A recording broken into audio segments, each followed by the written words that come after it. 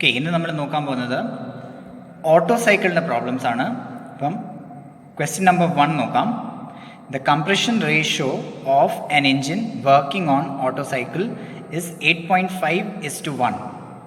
The temperature and pressure at the beginning of compression are 93 degrees Celsius and 0.93 bar respectively. The maximum pressure in the cycle is 38 bar. Determine the temperature and pressure at all points of the cycle and air standard efficiency. അപ്പോൾ ഇവിടെ നമ്മൾ എന്താ ചെയ്യേണ്ടതെന്ന് വെച്ചാൽ, ആദ്യം auto സൈക്കിളുമായിട്ട് ബന്ധപ്പെട്ടുള്ള question ആയതുകൊണ്ട് ആദ്യം ഓട്ടോ സൈക്കിളിൻ്റെ ഡയഗ്രാം വരയ്ക്കുക, പി വി ഡയഗ്രാം വരയ്ക്കുക. അതിൽ എല്ലാ പോയിൻറ്സും കറക്റ്റായിട്ട് ഇൻഡിക്കേറ്റ് ചെയ്യുക. 1, 2, 3, 4. അതിൽ 1 to 2 എന്ന് പറഞ്ഞാൽ adiabatic compression, 2 to 3 heat supplied at constant volume, then 3 to 4 adiabatic expansion, 4 to 1 heat rejected at constant volume. ഇങ്ങനെയാണ് ഇതിൻ്റെ 4 പ്രോസസ്സുകൾ പോകുന്നത്. ഇനി നമുക്ക് ഗിവൺ ഡേറ്റാസ് നോക്കാം എന്തൊക്കെയാണ്. ദ കംപ്രഷൻ റേഷ്യോ ആണ് തന്നിരിക്കുന്നത് 8.5:1. ഇപ്പം കംപ്രഷൻ റേഷ്യോ എന്ന് പറഞ്ഞാൽ V1/V2 ആണ് കംപ്രഷൻ റേഷ്യോ. അഡിയാബാറ്റിക് കംപ്രഷൻ നടക്കുന്നത് 1 to 2 ആണ്. അപ്പം V1/V2 higher volume by lower volume. അപ്പോൾ R = V1/V2 = 8.5. നമുക്കറിയാം ഓട്ടോ സൈക്കിളിൽ കംപ്രഷൻ റേഷ്യോയും എക്സ്പാൻഷൻ റേഷ്യോയും സെയിം തന്നെയാണ്. അപ്പം എക്സ്പാൻഷൻ റേഷ്യോ സെയിം തന്നെയാണ്. അപ്പോൾ അതെങ്ങനെയാണ് നമ്മൾ ഡിഫൈൻ ചെയ്യുന്നത്? എക്സ്പാൻഷൻ പ്രോസസ് എടുക്കുക, അഡിയാബാറ്റിക് എക്സ്പാൻഷൻ 3 to 4. അപ്പോൾ അതിൽ വോള്യൂം V4/V3. നെക്സ്റ്റ് പിന്നെന്താ തന്നേക്കുന്നത്? The temperature and pressure the beginning of compression. എവിടെയാണ് കംപ്രഷൻ തുടങ്ങുന്നത്? പോയിന്റ് 1 കംപ്രഷൻ തുടങ്ങുന്നത്. ബിഗിനിങ് ഓഫ് കംപ്രഷനിൽ ടെമ്പറേച്ചർ എത്രയാണ്? 93 ഡിഗ്രി സെൽഷ്യസ്. അപ്പോൾ അതിനെ നമ്മൾ കെൽവിനിൽ കൺവേർട്ട് ചെയ്യുവാണ്. 273 ആഡ് ചെയ്യണം. അപ്പം 366 kelvin. P1 pressure at point 1 0.93 bar. Next പിന്നെയും തന്നിട്ടുണ്ട് ക്വസ്റ്റ്യനിൽ. The maximum pressure in the cycle is 38 bar. ഈ ഒരു സൈക്കിളിൽ മാക്സിമം പ്രഷർ വരുന്ന പോയിന്റ് ഏതാണ്? പോയിന്റ് 3. അപ്പം P3 = 38 bar. ഓക്കെ, ഇനി P1 V1 gamma = P2 V2 gamma. ഈ ഒരു റിലേഷൻ അപ്ലൈ ചെയ്യുക ഇൻ ദ പ്രോസസ് 1 to 2. അപ്പം V1/V2 ഗാമ = P2/P1. V1/V2 നമുക്ക് ഓൾറെഡി തന്നിട്ടുണ്ട് 8.5. ഗാമ എന്ന് പറഞ്ഞാൽ എയർ ആയിട്ട് ബന്ധപ്പെട്ടുള്ള വാല്യൂ ആയതുകൊണ്ടാണ് നമ്മൾ ഗാമ 1.4 എന്ന് എടുക്കുന്നത്. അപ്പോൾ 8.5 raised to power 1.4 = P2/0.93. Pressure P1 0.93 already തന്നിട്ടുണ്ട്. അപ്പോൾ അതിൽ നിന്ന് നമുക്ക് P2 എന്ന പ്രഷർ കണ്ടുപിടിക്കാം. എത്രയാ? 18.606 bar. 18.606 bar. ഇനി അടുത്തത് V1/V2. V1/V2 = T2/T1 1/γ-1 1 to 2 എന്ന പ്രോസസ്സ് തന്നെ. അപ്പോൾ അതിൽ വോള്യൂമും ടെമ്പറേച്ചറും തമ്മിലുള്ള റിലേഷനാണ് നമ്മളിവിടെ അപ്ലൈ ചെയ്തേക്കുന്നത്. അപ്പം ദിസ് ഇംപ്ലൈസ് V1/V2 (Γ-1 = T2/T1. അപ്പോൾ ഇതിൽ നിന്ന് നമുക്ക് എന്ത് കണ്ടുപിടിക്കാം? ടെമ്പറേച്ചർ T2 എന്ന ടെമ്പറേച്ചർ നമുക്ക് ഇതിൽ നിന്ന് കണ്ടുപിടിക്കാം. T2 = T1 × V1/V2 (Γ-1).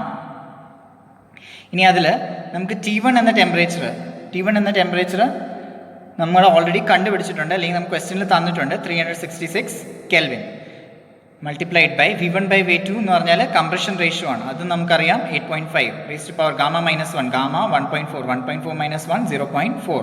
അപ്പോൾ നമുക്ക് 861.486 കെൽവിൻ എന്ന് കിട്ടി. ഇനി അടുത്തത് നമ്മൾ 2 to 3 എന്ന പ്രോസസ്സാണ് നോക്കുന്നത്.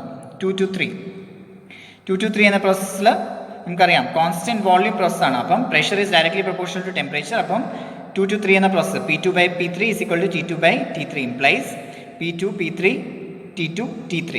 അപ്പോൾ അതിൽ നിന്ന് നമുക്ക് T3 കണ്ടുപിടിക്കാം. T3 = ഇത്രയും കെൽവിൻ വരും. ഓക്കെ, നെക്സ്റ്റ് 3 to 4 എന്ന പ്രോസസ്സാണ് അടുത്തത്. 3 to 4 എന്ന പ്രോസസ്സ് നോക്കിയേ. 3 to 4 എന്ന പ്രോസസ്സ് എന്ന് പറഞ്ഞാൽ അഡിയാബാറ്റിക് എക്സ്പാൻഷൻ പ്രോസസ്സാണ് 3 to 4. ഇനി ഈ അഡിയാബാറ്റിക് എക്സ്പാൻഷൻ പ്രോസസ്സിൽ നമ്മൾ പ്രഷറും വോള്യൂമും തമ്മിലുള്ള റിലേഷനാണ് അപ്ലൈ ചെയ്യുന്നത്. അപ്പം P3 V3 gamma = P4 V4 gamma. അതായത് PV ഗാമ = കോൺസ്റ്റന്റ്. അതിൽ ഗാമ എന്ന് പറഞ്ഞാൽ ratio of specific heat CP/CV. അപ്പം ഗാമ ഫോർ എയർ എത്രയാണ്? 1.4. V4 by V3 whole raised power gamma is equal to P3 by P4. അപ്പം P4 is equal to P3 into V4 by V3 whole raised power gamma. അപ്പം അതിൽ P3 നമുക്കറിയാം, P3 എത്രയാണ്? 38 multiplied by V4 by V3 എന്ന് പറഞ്ഞാൽ compression ratio അല്ലെങ്കിൽ expansion ratio, അത് രണ്ടും സെയിം ആണ്, ഇസ് ഈക്വൽ ടു R. അതാണ് 8.5 whole raise power 1.4, 760.27 bar.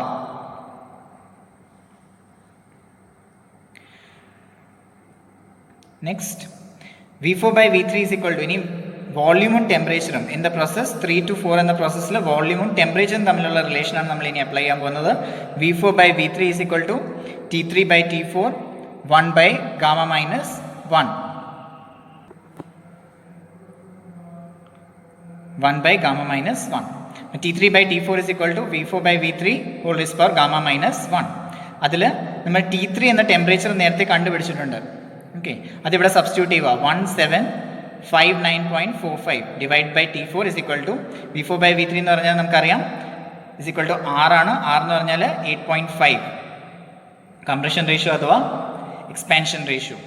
Whole raise power gamma minus 1, gamma 1.4 ആണ്. അപ്പോൾ 1.4 മൈനസ് 1 എന്ന് പറഞ്ഞാൽ 0.4. അപ്പോൾ T4 നമുക്ക് കിട്ടി. T4 is equal to 747.496 kelvin.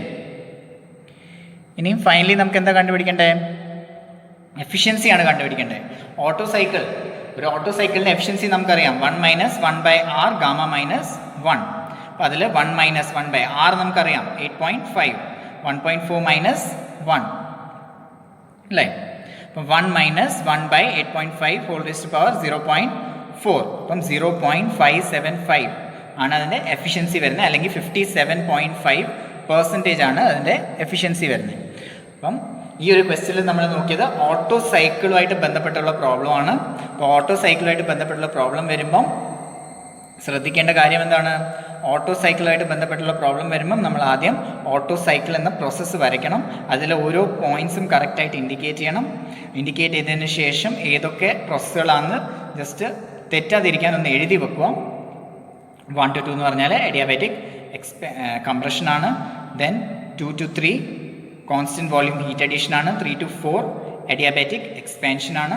അടുത്തത് 4 to 1 constant volume heat rejection ആണ്. അങ്ങനെ എഴുതി വെക്കുക. അതിനുശേഷം ക്വസ്റ്റ്യനിൽ തന്നേക്കുന്നതനുസരിച്ച് given datas corresponding to each points ഏതൊക്കെയാണ് തന്നേക്കുന്നത് അതിന് കറസ്പോണ്ടിങ് ആയിട്ടുള്ള ഗിവൺ ഡേറ്റാസ് എഴുതുക. അതിനുശേഷം എന്തുവാണ് കണ്ടുപിടിക്കേണ്ടതെന്ന് ക്വസ്റ്റ്യൻ വായിച്ച് മനസ്സിലാക്കുക. അതിനുശേഷമേ പ്രോബ്ലം സ്റ്റാർട്ട് ചെയ്യാവൂ. ഓക്കെ, അപ്പം അടുത്ത പ്രോബ്ലം, വേറെ ഒരു പ്രോബ്ലം നമുക്കിനിയും അടുത്ത ക്വസ്റ്റ്യനിൽ നോക്കാം, അല്ലെങ്കിൽ അടുത്ത ലെക്ചറിൽ നോക്കാം. ഓക്കെ, അപ്പം ഇത് നിങ്ങൾക്ക് കംപ്ലീറ്റ് ആയിട്ട് മനസ്സിലായെന്ന് വിചാരിക്കുന്നു. Thank you.